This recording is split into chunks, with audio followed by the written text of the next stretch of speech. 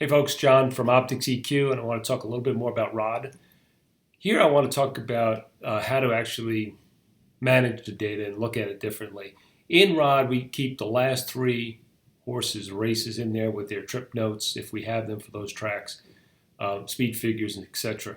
So it's a great starting point for handicapping. For instance, let's say if I want to just look at which horses had trouble in one of their last three races, I would go up to the optics keyword, the little search bar there or filter bar, and just type the word trouble. And what it would do is it would filter all the horses that had trouble, some kind of trouble in the last three races. And it just pulls all these horses in there. I can also say, gee, I only want to look at the horses with odds greater than, morning line odds greater than 5-1, because those are the ones that might be interesting to me, might be overlooked. So that's another thing I can do. There's so many combinations. Another thing you might want to do is look for horses who are on the improve. You would type the word improve, which is a projection keyword. And I want to look at horses, for instance, maybe that have run in the last, I could change this DSL as day since last race. I want to see just the last, who run within the last 45 days. And it gives me this list.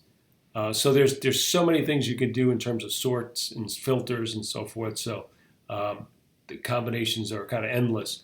If you want a list of all the keywords in the notes, you just click the keyword dictionary and you can scroll down. You see all the keywords that are there and how to use, what they mean actually.